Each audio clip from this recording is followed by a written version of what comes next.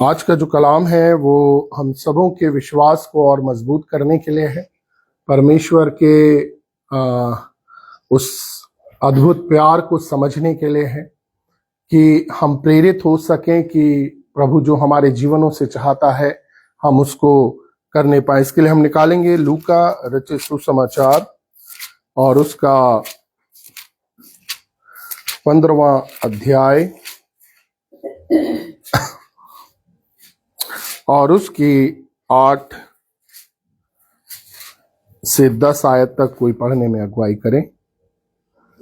या कौन ऐसी स्त्री होगी जिसके पास 10 सिक्के हों और उनमें से एक खो जाए तो वह दिया जलाकर और घर झाड़ बुहार कर जब तक मिल ना जाए जी लगाकर खोजती ना रहे, और जब मिल जाता है तो वह अपनी सखियों और पड़ोसियों को इकट्ठा करके कहती है, मेरे साथ आनंद करो क्योंकि मेरा खोया हुआ सिक्का मिल गया है। मैं तुमसे कहता हूँ कि इसी रीति से एक मन फिराने वाले पापी के विषय में परमेश्वर के स्वर्गदूतों के सामने आनंद होता है। हालेलुया। प्रभु का हम धन्यवाद करते हैं। ये सुंदर कलाम है और इस कलाम को जब आप पढ़ेंगे तो इसका जो स्टार्टिंग है लूका 15 में जो स्टार्टिंग है वहां पर आपको 3 चीजें मिलती है। खोई हुई भीड़, फिर उसके बाद खोया हुआ सिक्का और एक बेटा जो उड़ाऊ पुत्र है ना। और आज के वचन को समझने के लिए हमें कुछ बातों को जानना होगा और समझना होगा कि प्रभु हमसे क्या चाहते हैं। कई बार हमारी जिंदगियों को कई सवाल परेशान कर देते हैं। कई बार हम बहुत सी जगहों पर असफल होते हैं, कई बार हम बहुत सी जगहों पर सफल भी होते हैं। वो सफलता बहुत समय तक बनी नहीं रहती। कई बार हमारी जिंदगियों में हम खुद के इस संसार में होने के मायने को नहीं समझ पाते हैं। हम काफी प्रयास करते हैं और प्रयास करने के बाद हर जगह हमें असफलता मिलती है और ऐसे में कई बार हम निराश हो जाते हैं कि प्रभु अब हम क्या करें। और यहाँ पर जो कलाम है इसको बहुत आराम से हम सीखने का प्रयास करेंगे, क्योंकि आज अगर हम इस बात को समझ गए तो हम जान पाएंगे कि यीशु मसीह ने हमारे जीवन के लिए क्या किया है और परमेश्वर जो त्रिएक परमेश्वर है उसकी बड़ी योजना का हिस्सा हम हैं। हालेलुया। और इसलिए ये जो आज का जो हमारा आह्वान था वो क्या था? वैल्यू, महत्व, है ना। और कई बार हमारे जहन में होता है कि तुम्हारी नजर में मेरी क्या वैल्यू है या मेरी कोई वैल्यू नहीं, वर्थ नहीं, तुम मेरी इज्जत नहीं करते। ये तमाम बातें होती हैं और ये हमारे आपस में हो सकती हैं या ये हम खुद सोच सकते हैं कि यार मैं किस लायक हूं या नहीं हूं, मैं क्या हूं। कई बार ऐसे सवालात हम करते हैं, लेकिन परमेश्वर जो हमसे प्यार करते हैं हमारे लिए ये मायने रखता है कि परमेश्वर हमारी क्या वैल्यू करते हैं। तो इसलिए यहां पर कुछ बातें हैं जिसको हम सिलसिलेवार देखेंगे। भेड़ जो है अनजाने में खो गई है ना, और इसका उद्देश्य खो जाना नहीं था अगर इसको बारीकी से हम देखते हुए चलें। और वह चरवाहे से प्यार करती है और चरवाहा उसे पसंद है। भेड़ों का झुंड उसे बहुत पसंद है जो उसके साथ मेलजोल रखता है, लेकिन किसी तरह धीरे धीरे दूर और दूर और दूर तक भटकती चली गई और देखा तो वह इतनी दूर भटक चुकी थी कि उसे वापस लौटने का रास्ता नहीं मिल रहा। ठीक है, वह अनजाने में खो गई। फिर आता है सिक्का। ये किसी दूसरे की गलती से खोया है। ठीक है, यहां पर अगर इसके हाथ से खो जाता, किसी दूसरे की गलती से ये खो गया है और वह अपना अस्तित्व खो सकता है। अस्तित्व यानी वो जब चला गया है, अस्तित्व का वह जब किसी की नजर में है तब उसका अस्तित्व है वो खो सकता है। तो इस स्त्री ने अपना आपा खो दिया, किसी और की गलती के कारण ये हुआ है और यही आदम के साथ हुआ, है ना। और हम देखते हैं कि किस प्रकार से फिर वो उस बड़े श्राप का अधीन आ गया यानी आपको और मुझको समझना होगा, कई कई बार हमारे जीवन की ऐसी परिस्थितियां होती हैं जिसमें हम खुद ब खुद, यानी तो परिवार का माहौल ऐसा नहीं है, या हम एक ऐसे परिवेश या वातावरण में है जहां पर हम अपने प्रभु को नहीं जान पाए, और उसमें हमारी कोई गलती नहीं होती है, किसी और की गलती के कारण हम परमेश्वर से खो जाते हैं। ठीक है ना, कई परिस्थितियां हो सकती हैं और आप किसी और की गलती के कारण भटक सकते हैं। फिर तीसरा है बेटा, जो जानबूझकर खो गया है और वह अपने पिता के घर से निकल गया है। भटका हुआ बेटा था, उसने पिता के घर को छोड़कर दैनीय जीवन जीने का निश्चय कर लिया। मैं इसको इसलिए बहुत आराम से चल रहा हूं कि हम इसके हर एक हिस्से को समझ सकें, क्योंकि जब आप इसके अंत में पहुंचेंगे तब आप जानेंगे कि परमेश्वर जो हमसे बहुत प्यार करता है, उसकी आज की शाम हमारे लिए क्या मर्जी है। और इसलिए इस बात को समझने का प्रयास करिएगा, क्योंकि ये बहुत महत्वपूर्ण, एक बहुत सेंसिटिव बात है जिसको हर एक विश्वासी को, जिसने यीशु मसीह पर भरोसा किया है, और उसको इस बात को समझना होगा। अब इन तीनों कहानियों में एक अद्भुत बात है, और वह यह है कि ये पाप के परिणामों को दिखाती है। अगर हम इसको डिटेलिंग में देखें तो हमें समझ में आता है, भेड़ जंगल में जा गिरी है और सिक्का अंधेरे में चला गया है, और बेटा जो है सुअर के बाड़े में जाके गिरा। ठीक, अब ये जब तीनों को हमने पढ़ा तो यहां पर हमें तीन चीजें नजर आती हैं। यहां पर परमेश्वर पिता, फिर पुत्र और पवित्र आत्मा का कार्य हमें नजर आता है। हालेलुया। कि यीशु क्या कहते हैं, अच्छा चरवाहा मैं हूं। और यहां पर हम यीशु मसीह को एक अच्छे चरवाहे के रूप में देखते हैं, जो जाकर उस खोई हुई भेड़ को ढूंढता है, उसे अपने कांधों पर उठाकर खुशी खुशी वापस ले आता है, और ये यीशु है। हालेलुया। आपको मालूम है इसके पीछे एक बहुत, आप किस भी हालत में, हम फंसे हुए हैं झाड़ियों में, हमारा मन नहीं है, हमारा मन है कि हम अच्छी संगति में, सहभागिता में, दुआ में रहे, लेकिन हम फंस गए हैं। और उस जगह पर यीशु आए और यीशु ने आपको उठाया, हर एक उन गलतियों को नजरअंदाज करते हुए जो आप कर रहे थे। कई बार हम अपने संसार में भटक जाते हैं, कई गलतियों को करते हैं, कई लतों से मशरूफ होते हैं, जवान होते हैं, कई जिंदगी ऐसी अंधेरों में चली जाती है जहां बहुत दूर चले आते, संगति की तो बात ही नहीं। ऐसे समय में यीशु मसीह हमें भरोसा करता है, यीशु मसीह हमारे पास आता है, और वो हमें उस दलदल से खींचकर, अगर मैं कहूं कि सुमित जुड़ा तुम अपने आप बचे हो, तो ये सरासर गलत होगा। हर एक विश्वासी को एक चीज को जानना होगा कि वो कभी ना कभी भटका हुआ था, और उसे खोजने वाला यीशु मसीह है। हालेलुया। और फिर उसके बाद हमें पवित्र आत्मा का काम आता है, क्योंकि ये जो सिक्का है ये अंधेरे में चला गया, और वहां पर उस स्त्री ने दो काम किए हैं, उसने दिया जलाया है और झाड़ू ली है। हम जैसे भी, जिस भी हालत में होते हैं, कई बार हमारे अंदर बहुत गंदगी लगी होती है, गुनाह होते हैं, बहुत सा आचरण होता है, बहुत सी चीजें होती है, और यहां पर हमें पवित्र आत्मा नजर आता है। हालेलुया।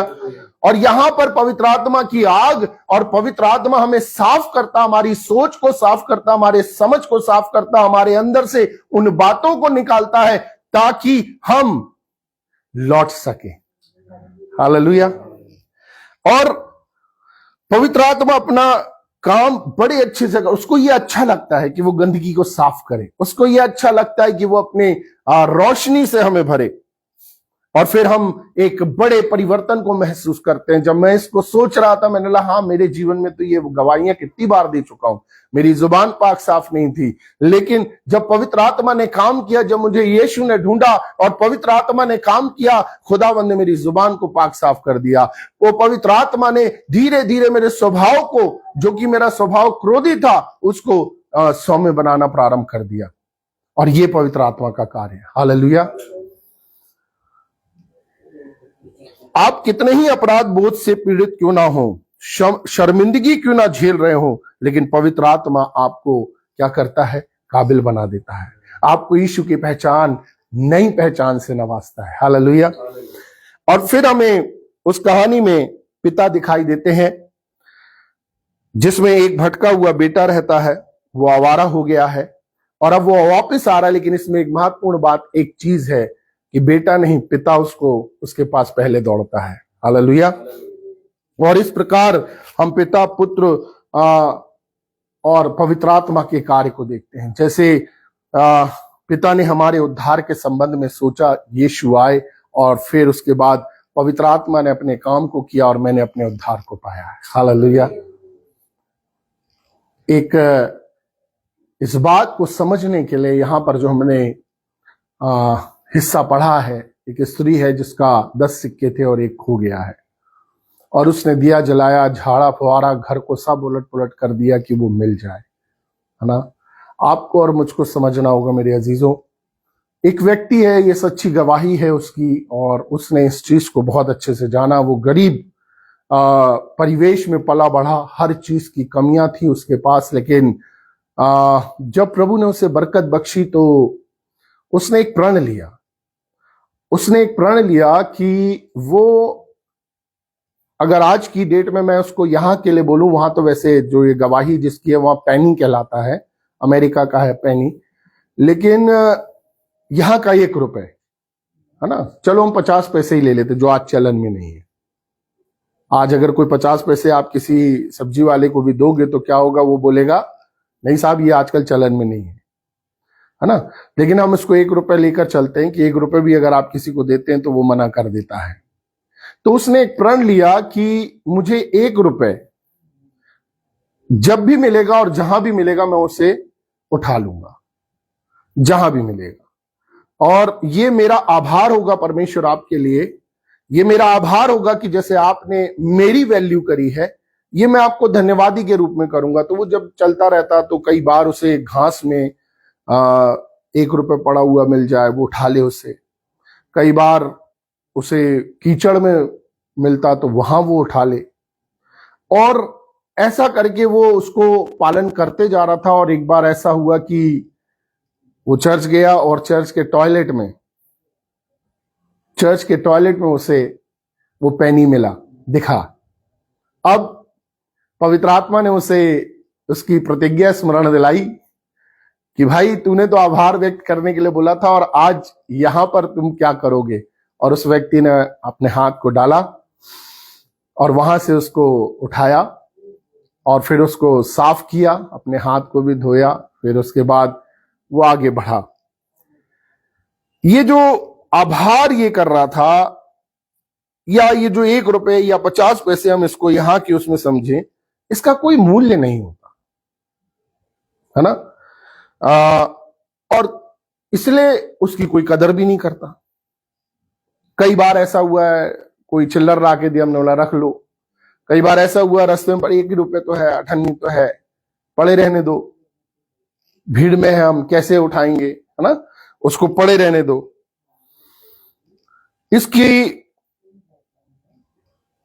इसको उसने इस आभार के साथ रखा। लेकिन परमेश्वर हमें कुछ सिखाना मांगता है।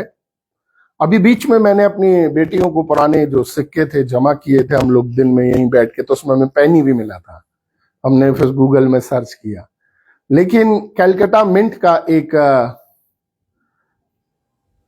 डॉट का 1 रुपए का सिक्का है जिसकी अभी वर्तमान में जो कीमत है वो 12 लाख रुपए है। ठीक है, 12 लाख रुपए। कितनी बार हुआ होगा, ये क्यों है, और ये भी मैं बता दे रहा हूं ये क्यों है, क्योंकि उसके अंदर कुछ त्रुटि है।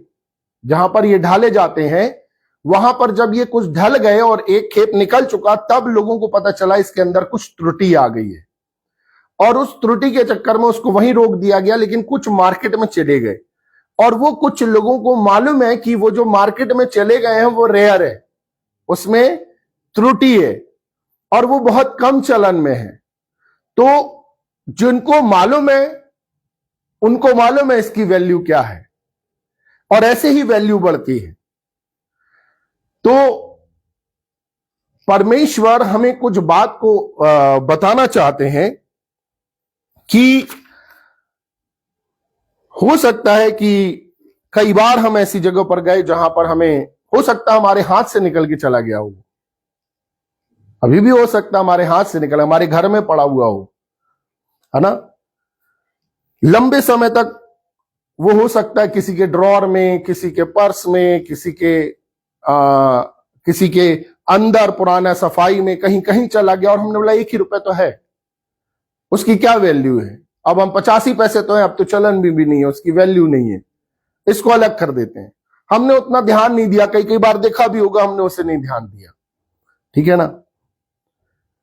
लेकिन एक चीज को याद रखना है, पर कोई व्यक्ति है जो उसे देखता है और जानता है कि भले ही ये मात्र 1 रुपए है या 50 पैसे इसे मानता हो, जो खराब है, ये किस बात को प्रकट करता है? वे लोग जिन्होंने अपना विश्वास खो दिया, अब वे उस विश्वास के स्तर पर नहीं है, शायद वो कीचड़ में पड़े हो, लेकिन सच्चाई यह है कि भले ही वह सिक्का 12 लाख का क्यों ना हो, बेकार है जब तक कोई उसे ढूंढकर इसकी कीमत ना समझे। आप समझ रहे हैं?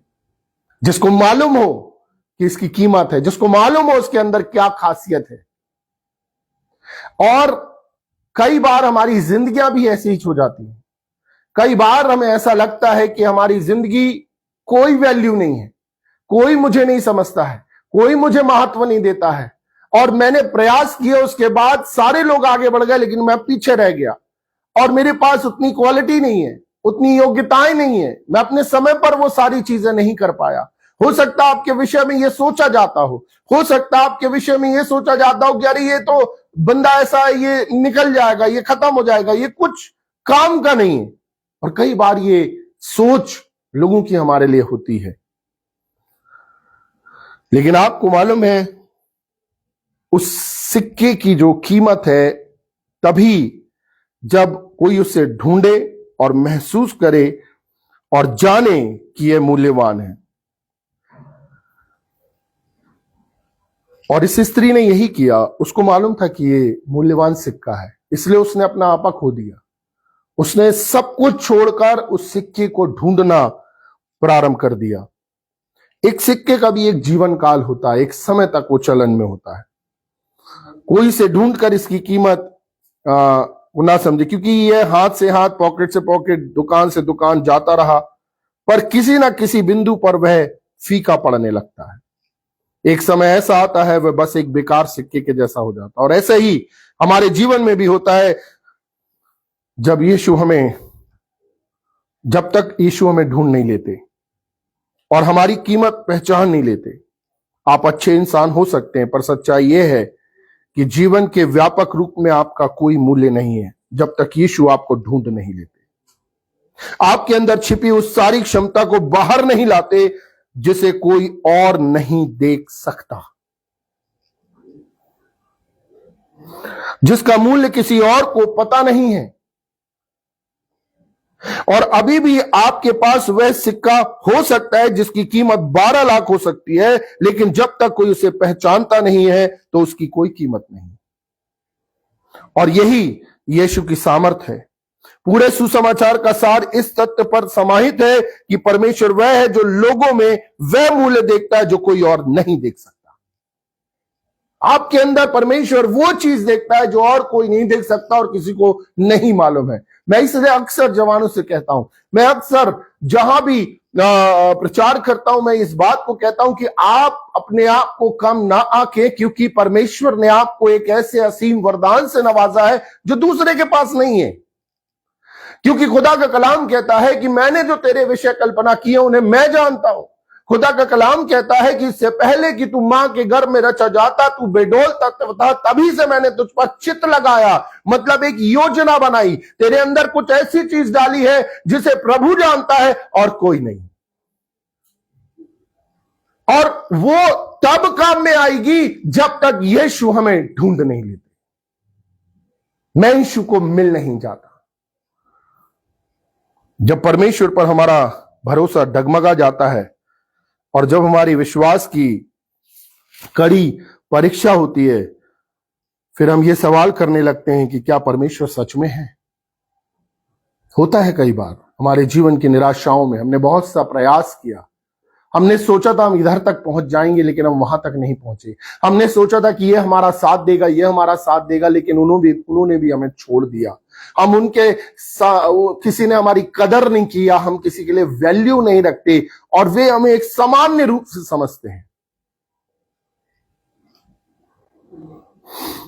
मेरी प्रतिभाएं, मेरा वरदान धूल में लपटे हुए हैं। करने की तो मुझे बहुत इच्छा है, लेकिन कीचड़ गंदी नाली में पड़े हुए सिक्के के समान मैं हूं। कई बार हमारा जीवन ऐसा हो जाता है। सब कहते हैं ये बेकार है, कोई काम का नहीं। पर एक है जो दिया जलाता है, एक है जो झाड़ू लेकर आता है और सफाई करता है, खोजना शुरू करता है और कहता है लोग वो नहीं देखते जो मैं देखता हूं, लोग वो आपके बारे में नहीं जानते जो मैं जानता हूं, लोग नहीं जानते मैं आप में वो मूल्य और वो महत्व देखता हूं। आपको ऐसा लगता होगा मैंने गड़बड़ कर दी, मैं असफल रहा, कई बार एक अच्छा पिता बनने के लायक मैं नहीं रहा, एक अच्छा भाई नहीं बन पाया, एक अच्छा बेटा नहीं बन पाया, एक अच्छा पति नहीं बन पाया, एक अच्छी बेटी नहीं बन पाया, एक अच्छी पत्नी नहीं बन पाया। कई जगहों पर हमें ऐसा समझ में आता है कि हम असफल हो गए और फिर हमें खुद में कोई मूल्य नजर नहीं आता। परंतु कोई ऐसा है जो हम में से हर एक के मूल्य को देखता है। वो आपको ऐसे मरने नहीं दे सकता। वह आपको उठाएगा, धोकर गंदगी से साफ करेगा और अपनी जेब में रखकर, वो रखता है अपनी जेब में। अगर हम परमेश्वर की शरण में हैं लंबे समय तक, तो वह आपसे कहेंगे मैं तुम्हारा इस्तेमाल करने वाला हूं। आप समझ रहे हैं, मैं तुम्हारा इस्तेमाल करने वाला हूं हर एक उस क्षेत्र में, क्योंकि मैं जानता हूं तुम्हारे मूल्य को। अब तुम मेरी जेब में हो, अब तुम्हारा मूल्य बढ़ गया है। अब तुम्हारे उन क्षेत्रों में जहां तुम हार चुके थे, चाहे पिता बनने के फर्ज में, चाहे बेटे बनने के फर्ज में, चाहे बेटी बनने के फर्ज में, एक अच्छी नौकरी के फर्ज में, जहां तुम्हें बेकार समझा गया, लेकिन अब मेरी जेब में तुम लंबे समय से अर्थात मेरी शरण में हो। अब मैंने तुम्हें रखा है और अब मैं तुम्हें इस्तेमाल करूंगा। हालेलुया।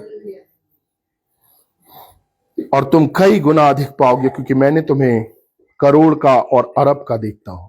मैं वो चीजें जानता हूं। उस 1 रुपए के बारे में जो लोग जानते हैं वो आज रील बना रहे हैं कि आप हमारे पास आइए, हम आपको, मैंने भी एक रील देखी, आप हमारे पास आइए, हम आपको 35,000 का फोन मुफ्त देंगे, हम आपको 50,000 का मुफ्त फोन देंगे। और फिर उसके बाद एक सरदार भाई हैं, वो इसका शुरू से वो कलेक्शन को करते हैं और उनको सही जानकारी होती है। तब उनकी एक रील मैंने देखी, तब मुझे समझ में आया कि ये तमाम रील्स क्यों आ रही हैं कि भाई ये वाला सिक्का और गोल कैलकाटा मिंट का जिसमें डॉट बना हो अगर आपके पास हो तो आप हमारे पास आइए। क्योंकि उन्होंने बताया कि अभी जो मार्केट वैल्यू उसकी है वो तकरीबन 12 लाख रुपए है। और प्रभु हमारे विषय में जानते हैं। अभी बहुत से लोग नहीं जानते, अभी बहुत से लोगों को नहीं मालूम है। हो सकता है कि हमारे पास वो रखा है वो कैलकाटा मिंट का, लेकिन जब तक नहीं मालूम है वो बेकार है। लेकिन जब आप कहेंगे प्रभु मेरा उपयोग करें, मुझे खर्च करें, मेरे जीवन से अपनी महिमा प्राप्त करें, मुझको अपनों से बढ़कर दूसरों के लिए जीने दें। पूरी बाइबल में परमेश्वर ने हमेशा एक चीज को याद रखना, बेकार, गड़बड़ और उलझे हुए लोगों को परमेश्वर ने इस्तेमाल किया है और वे परमेश्वर पर भरोसा रखने वाले लोग थे। अगर हम मूसा को देखें, मूसा ने कहा मैं अपने बल पर कर लूंगा, हाँ, और उसने जब एक मिस्री को मारा तो उसको ये पता चला कि ये खबर लीक हो चुकी है और वो रेगिस्तान की धूल में चला गया। और उस रेगिस्तान की धूल में रहते रहते रहते परमेश्वर ने एक आग की झाड़ी में उसे खोज लिया, दिया जलाकर आग में उसे खोजा और उसके बाद वो 2.5 लाख लोगों के छुटकारे का सबब बना। फिर प्रभु ने उसे इस्तेमाल किया कि अब मैं तुझे भेजता हूं और जा पूरे इजराइल गोत्रों का छुटकारे का सबब बन। हालेलुया। मेरे अजीजों, बाइबल हमें बताती यीशु मसीह के चेलों की ओर देखिए आप। जब पेंटिकोस्ट का दिन आया, लोगों ने गवाही दी, ये वो लोग नहीं है जो हमारे सामने रहते थे, जिनको ये ज्ञान कहां से आ गया, क्योंकि ये तो अनपढ़ लोग हैं, ये मछुआरे लोग हैं। प्रभु ने ऐसे लोगों को चुना और जब परमेश्वर ने उन्हें खोजा, उनकी कीमत बढ़ गई, वो वैल्यूबल हो गए, उनके अंदर का वरदान प्रभु ने निकाला, और उसके बाद जो प्रभु ने उनको डाला था, आज हम देखते हैं कि प्रभु के उस बड़ी सेवा में उन्होंने अपने आप को खर्च किया।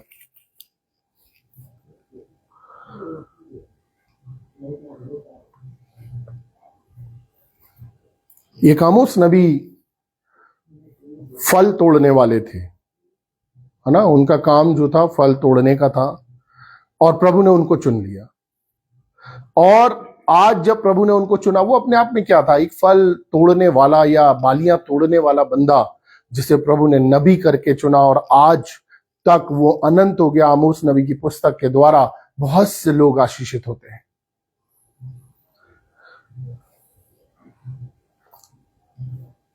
प्रभु आपके अंदर भी बहुत सी चीजों को देखते हैं। प्रभु चाहते हैं कि आप उनकी जेब में रहें। हमारे साथ प्रॉब्लम क्या होती है, हम उस बेटे की तरह भागते हैं संसार की ओर, लेकिन प्रभु आपको ढूंढने निकला है। क्या आप मिलने को तैयार हैं? क्या आप पुकार रहे हैं? क्या आप आवाज लगा रहे हैं, प्रभु आप मुझे मिल जाएं? आप ये बिल्कुल ना सोचें कि आप किस गंदगी में पड़े हुए हैं। आप ये ना देखें आपके ऊपर कितनी धूल लगी हुई है। आप ये ना सोचें कि आपको सारे लोगों ने बेकार समझाया, आपका कोई मूल्य नहीं है, अब आप चलन में नहीं है। लेकिन एक चीज को याद रखें, आपके विषय में जो लोग नहीं जानते हैं, यीशु जानते हैं। और जब आप उनको पुकारेंगे, वो आपको खोजने के लिए निकले हैं, वो आपको आप जब उनको मिल जाएंगे, वो अपने पास रखेंगे, और उनको मालूम है आपको कैसे खर्च करना है। मेरे अजीजों, प्रभु चाहता है उसकी शरण में आ जाओ। हम संसार की ओर भागते रहते हैं, हम पैसे की ओर भागते हैं, हम नौकरी की ओर भागते हैं, अपने सुनिश्चित भविष्य की ओर भागते हैं। प्रभु चाहता है आप उसके पास आ जाओ, उसकी जेब में आओ, वो आपको खर्च करेगा, वो आपको हर एक क्षेत्र में शिरोमणि बनाएगा। वो आपके विषय में वो जानता है जो आप नहीं जानते।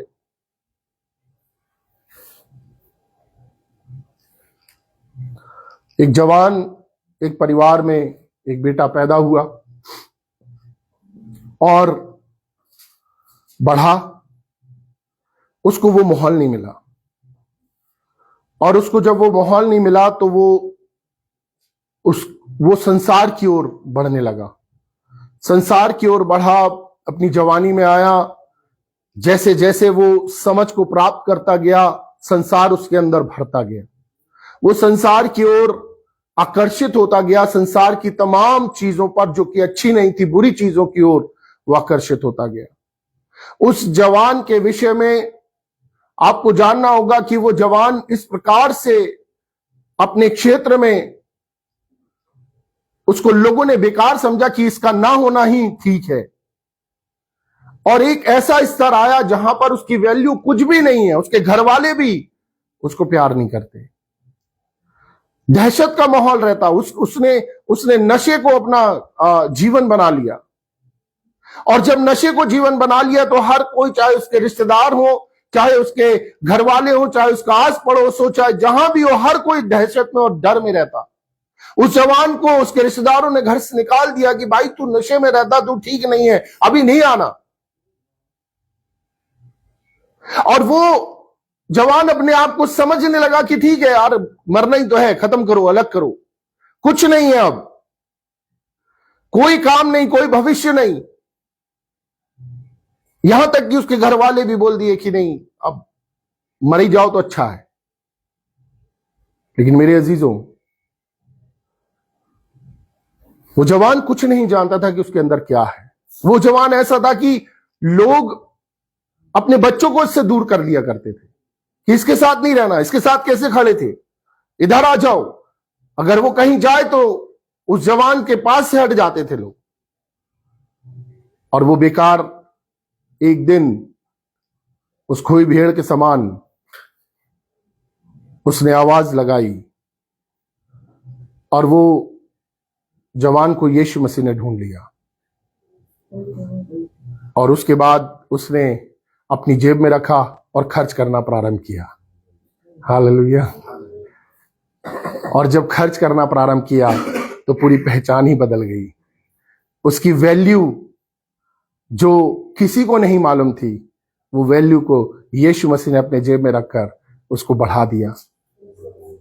और आज जो लोग उसको बेकार समझते थे, आज अपने बच्चों को लाके उसके पास छोड़कर जाते हैं कि इसको अपने पास रखो ताकि ये भी प्रभु को मिल जाए। हालेलुया।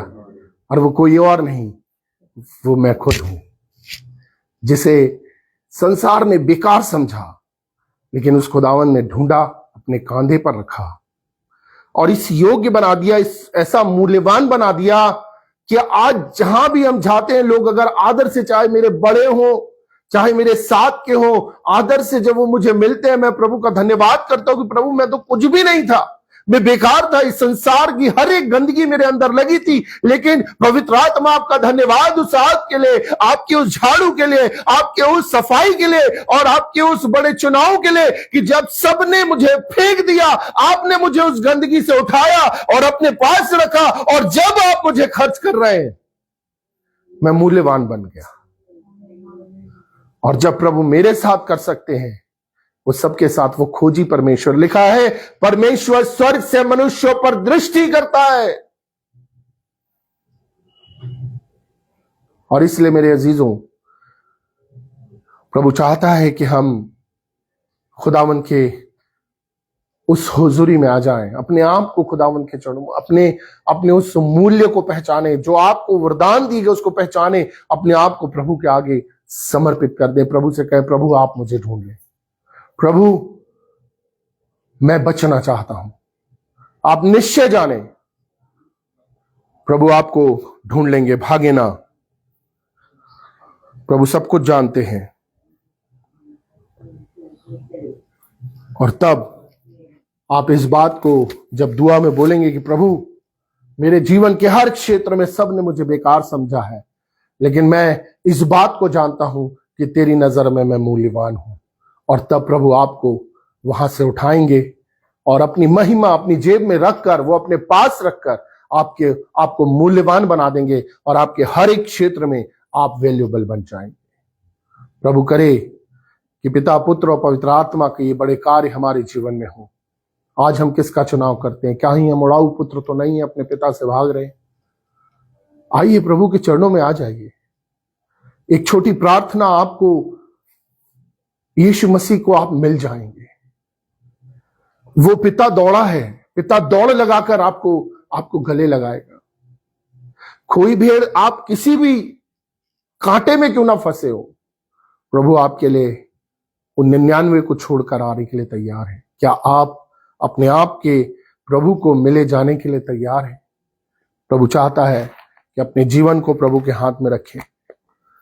प्रभु ने मेरे को ढूंढा, प्रभु मैंने एक छोटी प्रार्थना करी थी, प्रभु मैं ये हूं, यही हॉल है, यही जगह है, वहां दीवान ये वाला वहां लगा रहता था, और यही जगह वहां पर मैंने बोला था, प्रभु ये हूं मैं, कोई अच्छी बात मुझ में नहीं है, कोई भी चीज ऐसी नहीं है कि मैं तुझसे कह सकूं, लेकिन मेरा जीवन आज तेरे हाथ में है। तू इसकी इबारतें लिखना प्रारंभ कर दे। आज के बाद से इसके हर एक मेरे जीवन में जो कुछ होगा तेरी महिमा है। और खुदावंद ने मुझे मूल्यवान बना दिया। जब वो मुझे मूल्यवान बना सकता है, वो हर किसी को मूल्यवान बनाने के लिए तैयार है। आइए अपनी आंखों को बंद करें।